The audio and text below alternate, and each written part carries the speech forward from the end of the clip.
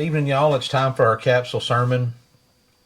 I want to start this off with a little bit of a story. Yesterday, we were moving some lambs around and getting some stuff set up for some lambs that we were going to put out on a creep feeder, and we don't have water in that pasture.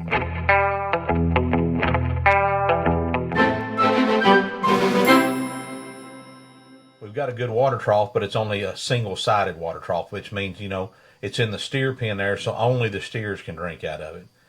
We did have a brand new double-sided water trough sitting in the barn, so I said, well, let's go ahead and stick that in. That way these lambs can water, and right next to the steers, and everything will be great. So we get over there and we get started. We're going to swap these water troughs out, and we cut the water off to it, and it's leaking past the cutoff at the bottom of the trough. So I said, well, let's just swap the valve out too. And I just had a momentary lapse of judgment, and I was like, well, we don't have to cut it off over here. It's cut off here. We'll be fine.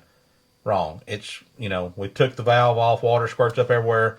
So we get over there to cut the water off to the water trough, and it's full of ants. So I have to stick my hand down in there and dig out this water trough, this cutoff to get to that. So you can see those ants got me pretty good all the way up my arm here. But that just reminded me of a scripture.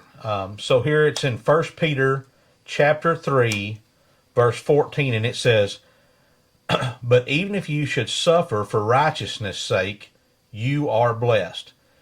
And what made me think about this is we were doing the right thing. We were trying to get these lambs some water, but I got bit. And guys, as we go through life, we're going to get bit. There's going to be things happen to us that we just don't understand why.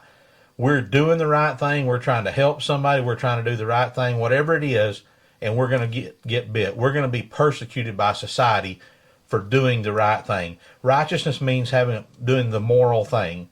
So guys, keep that in mind. It's a blessing from the Lord if you have to suffer a little bit, even if you're doing the right thing, because Christ himself suffered.